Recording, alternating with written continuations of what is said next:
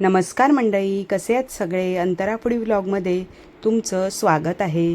तर आज मी तुम्हाला दाखवणार आहे दिवाळी फराळातील झटपट अशी तयार होणारी खमंग आणि खुसखुशीत करंजी. तर वेळ न घालवता आपण लगेचच रेसिपीला सुरुवात करूया. तर चला.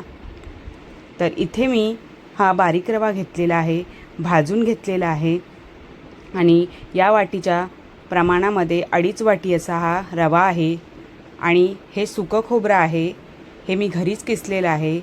याच वाटीच्या प्रमाणाने 2.5 वाटी असं हे सुकं खोबरं आहे. ही घरगुती पिठी साखर आहे, म्हणजे मी घरीच दळलेली आहे मिक्सरला. आणि हे आहेत काजूचे काप, बदामाचे काप, मनुका, हे आहेत पांढरे तीळ, वेलची पूड आणि चवीनुसार मीठ आणि हे जायफळ. तर चला, सगळ्यात आधी आपण गॅसवर कढई गरम करत ठेवलेली आहे, त्यावर घालूया आपण सुकं खोबरं. आणि सुकं खोबरं छान असं गोल्डन ब्राऊन रंगावर आपण भाजून घ्यायचं आहे, म्हणजे त्याचा उग्रवास आणि जो कच्चटपणा असतो तो पूर्णपणे कमी होतो आणि आपल्या सारणामध्ये त्याची छान अशी चव येते आणि टिकायला देखील खूप दिवस अशा करंज्या आपल्या टिकतात. तर इथे बघू शकता, छान असा आपला गोल्डन ब्राऊन कलर आपल्या खोबऱ्याला आलेला आहे. तर आता हा किस आपण काढून घेणार आहोत. तर इथे मी त्याच कढईमध्ये 1 चमचा तूप घातलेला आहे. आता तूप गरम झालं की त्यावर लगेचच मी घालणार आहे काजूचे काप आणि ते देखील 1 मिनिटभर असे परतून घेणार आहे. जास्त पण करपटवायचे नाही आहेत आणि त्यावरच घातलेले आहेत बदामाचे काप. आता त्यामध्ये लगेचच मी घालणार आहे मनुके. मनुके जास्त असे फुलवायचे नाहीत, अगदी थोडासा कच्चा वास जाण्यापुरते. तर इथे हे दोन्ही पण आपले हे मिश्रण भाजून झालेलं आहे. आता आपण त्याच कढईमध्ये तीळ घालणार आहोत. तीळ देखील छान असे खरपूस रंगावर भाजून घ्यायचे, जेणेकरून ते देखील आपल्याला कच्चे लागणार नाहीत. तर इथे भाजून झालेले आहेत. आता आपण जो हा भाजून घेतलेला रवा आहे त्यामध्ये हे मिश्रण जे भाजून सगळं घेतलेलं आहे ते एक एक करून आपण त्यामध्ये घालूयात. आणि इथे वेलची पावडर घातलेली आहे. वेलची ही सगळ्यात शेवटीच घालायची, म्हणजे त्याचा वास नाहीसा होत नाही. आणि ही घातलेली आहे पिठी साखर. पिठी साखर मी आता थोडी थोडी करून मिक्स करणार आहे, जेणेकरून आपल्याला गोडाचं प्रमाण जसं तुम्हाला आवडेल कमी जास्त त्या प्रमाणामध्ये ती मिक्स करायची आहे. तर इथे थोडीशी मी पिठी साखर घातलेली आहे, इथे बघू शकता. आणि या पद्धतीने हे सगळं मिश्रण मिक्स करायचं आहे. आता पुन्हा एकदा मी थोडीशी पिठी साखर यामध्ये ॲड केलेली आहे आणि ती देखील मी यामध्ये छान अशी मिक्स करून घेणार आहे. इथे बघू शकता, जरी गुठळ्या दिसत असल्या तरी त्या चमच्याच्या साहाय्याने आपल्याला फोडता येतात. तर या पद्धतीने अगदी मस्त असं मिक्स करून घ्यायचं आहे.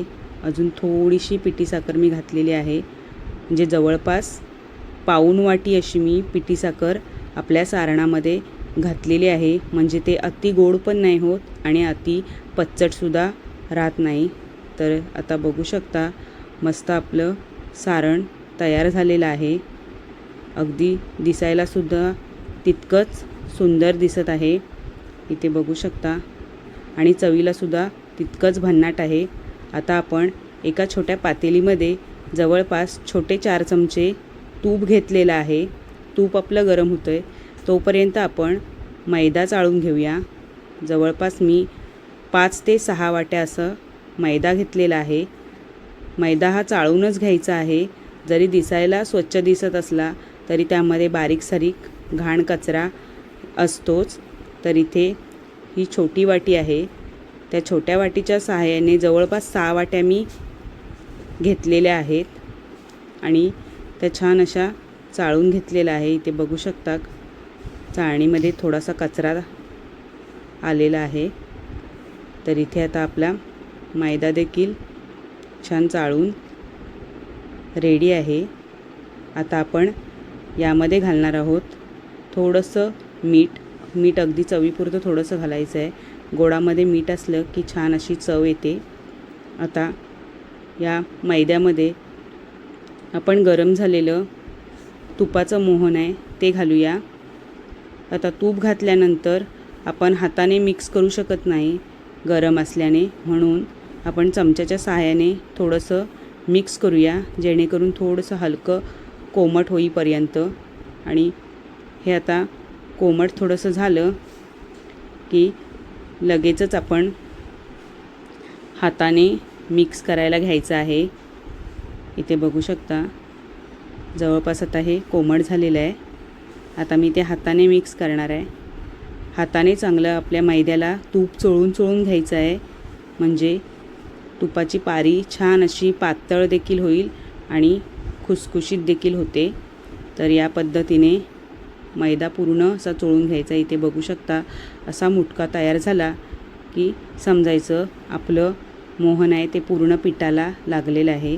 आणि मी हाताच्या सहाय्यानेच थोडं पाणी करून पीठ छान असं मळून घेणार आहे, अगदी मऊसूत. चमच्याने शक्य नाही म्हणून मी हाताचाच वापर केलेला आहे. तर असं थोडंसं पाणी घालायचं आहे, अगदी एकदाच पाणी ओतायचं नाही, नाहीतर आपलं पीठ पातळ होऊ शकतं. तर इथे आता आपलं मैदा मळून होतो आहे. आता हा गोळा असा तयार झालेला आहे, मस्त मऊ लुसलुशीत असा हा गोळा तयार झालेला आहे. आता हा आपण साईडला ठेवून घेऊया एक 5 मिनटासाठी. आणि लगेचच मी आता चपातीच्या गोळ्यापेक्षा थोडा कमी असा गोळा घेऊन मी आता ह्या 4 ते 5 चपात्या लाटून घेणार आहे. इथे बघू शकता या पद्धतीने मस्त गोल गरगरीत अशा आपल्या मैद्याच्या चपात्या लाटून घेणार आहे. या पद्धतीने अगदी साईड कडासुद्धा आपण छान अशा लाटून घ्यायच्या आहेत. जाडसर अशी पारी ठेवायची नाही आहे. तर मस्त अशा कडा वगैरे पूर्ण पातळ करून घ्यायच्या. तर इथे माझ्या 4 ते 5 जवळपास चपात्या लाटून झालेल्या आहेत. आता मी हा जो साठा तयार करून घेतलेला त्याची रेसिपी दाखवायला मी विसरले, म्हणून तोंडीच सांगते. हे तुपामध्ये मी कॉर्नफ्लॉवर मिक्स केलेला आहे, त्याचा साठा हा छानसा तयार होतो. तो असा मी ह्या चपातीला लावून घेतलेला आहे. इथे बघू शकता या पद्धतीने. तुम्हाला चमच्याने जमत असेल तर चमच्याने लावा, मला जमत नव्हतं म्हणून मी हातानेच लावलेला आहे. आता पुन्हा एकदा मी दुसरी चपाती त्याच्यावर ठेवलेली आहे आणि तिला देखील मी असा हा साठा आहे तो लावून घेणार आहे.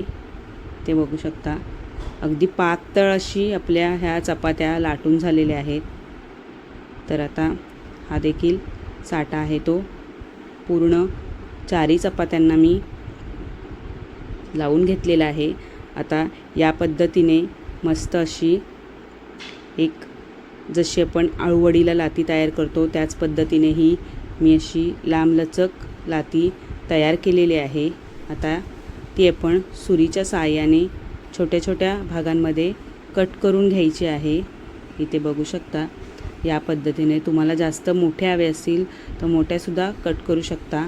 मी जास्त मोठ्या करंज्या ठेवत नाही, साईजला लहानच ठेवते, त्यामुळे मी छोट्या घेतलेल्या आहेत. आता या पद्धतीने आपण छोटीशी पारी आहे ती लाटून घ्यायची आहे. अगदी जोर द्यायचा नाही, नाहीतर मधी फाटू शकते, म्हणून हलक्या हाताने वरून या पद्धतीने ही आपली पारी लाटून घ्यायची आहे. इथे बघू शकता अजिबात फाटलेली नाही. आता आपण तयार करून घेतलेलं सारण आहे ते व्यवस्थित ह्या पारीवर सेट करून घ्यायचं आहे, म्हणजे आपली पारी फाटणार नाही. आणि या पद्धतीने अंगठ्याच्या साहाय्याने दाबून सगळ्या साईडच्या कडा बंद करून घ्यायच्या आहेत, म्हणजे आपली करंजी आहे ती तेलामध्ये फुटणार नाही. आणि चिरणीच्या साहाय्याने छान असा तिला शेप देऊन घेऊया. इथे बघू शकता मस्त आपली अशी करंजी तयार झालेली आहे अगदी डिझाईनमध्ये. आणि आता आपण त्या गरम तेलामध्ये सोडून घ्यायच्या आहेत.